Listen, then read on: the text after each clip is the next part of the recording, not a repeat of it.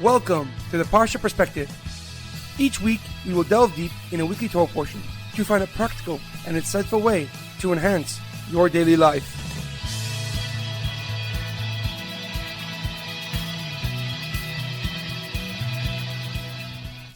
Thank you for tuning in. My name is Rabbi Shalom Yemini, and each week we will look into the weekly Torah portion to find practical and insightful ways to enhance your daily life. This week's Parsha Perspective is in honor of our homeland, Eretz Yisroel. May God protect our brave soldiers as they eradicate our enemies. May God save all the hostages in Gaza and return them home immediately. This week's Parsha Perspective is in honor of the Refuah Shlema of HaRav Amitai ben Shoshanna and all those who need to experience a speedy and complete recovery. This week's Parsha Perspective is in loving memory of Edward Ben Efraim, Shlomo Ben Edward, and Yirachmiel Daniel Ben Gedalia. May their souls be uplifted and may their memories be a blessing. This week's Torah portion begins the second book of the Torah, Sefer Shemos. Our Parsha ends the story of a family and begins the birth of a nation. The Torah begins by giving us context to the Jewish people's situation at that time. Yosef HaTzadik and all his brothers had passed on, and the new king of Egypt, the new Pharaoh, forgot Yosef and all of his accomplishments. And as the Jewish people began to flourish and prosper and thrive, Paro became fearful of their growing numbers, and he resolved to find a solution to his Jewish problem. He enslaved the Jewish people and forced them to do back-breaking work to break their mind, body, and spirit. Meanwhile, Moshe Rabbeinu ventured out of the royal residences that he was raised and saw the enslaved nation. And as he roamed about, he witnessed an incident that would forever change his destiny. He saw an Egyptian slave master hitting and beating a Jewish slave, and he decided that he could stand by no more, as his brothers and sisters were suffering.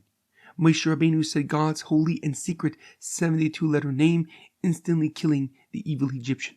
The backlash came quickly. Paro discovered what he did and wished to kill Moshe for his actions.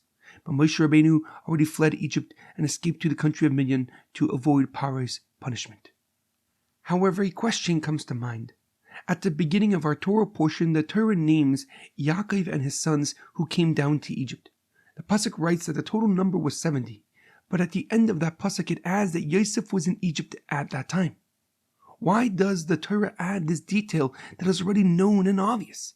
If Yaakov and his family are coming down to Egypt, they were coming at Yosef's request, so what does the fact that Yosef was in Egypt at that time add to the narrative that the Torah is trying to teach us? The Chizkuni, Rav Chizkiah ben Mana, gives a simple explanation. He writes that the next pasuk tells us that Yosef and his brothers had passed on, and hence the Torah reintroduces Yosef and where he was as it does for his father and his brothers. However, Rashi, Rav Shlomo Yitzchaki, the leading Torah commentary, gives a deeper and more profound explanation. He answers that the Torah adds the detail about Yosef to tell us that his holiness, his spirituality, his essence did not diminish despite his location. Although he was in Mitzrayim, in Egypt, a country whose essence contradicts the very notion of Yosef's being, a place that is the epitome of sin, impurity, and evil, it did not influence him, and nor did it detract from his holiness.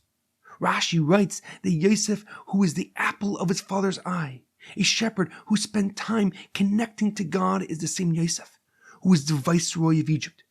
And despite the honor, the prestige bestowed upon him for saving the world from hunger and from starvation, Yosef did not change nor switch his belief. The holiness with which he left his father's home with pales in comparison, says Rashi, to the righteousness, to the holiness that he exudes as the viceroy of Egypt. And the Yirachmiel HaKadosh takes Rashi's explanation a step further. Rav Chaim ben Attar writes that Yosef's righteousness surpassed the holiness of all his brothers combined. The simple fact that he was in Egypt and challenged in ways his brothers couldn't even have imagined puts Yosef far ahead of his brothers spiritually. But the fact that he never sinned, despite the many opportunities to do so, endowed him with an enduring connection to God, similar to that of his fathers, Yaakov Avinu.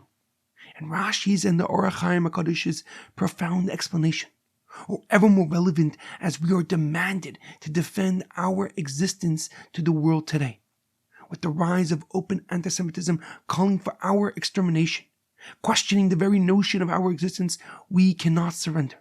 We cannot back down from defending our nation and our beliefs in spite of the hostilities it creates.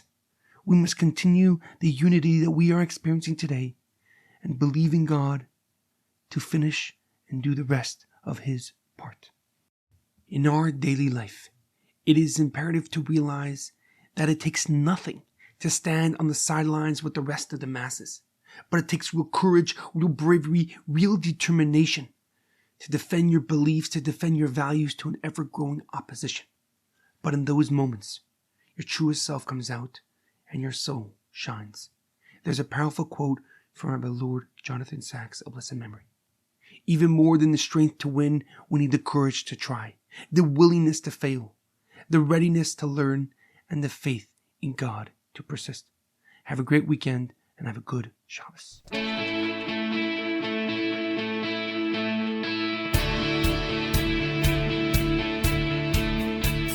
Thank you for tuning in to the Parsha Perspective. Check out our website, theparshaperspective.com. Send thoughts and comments to theparshaperspective@gmail.com. Till next time, thanks for listening.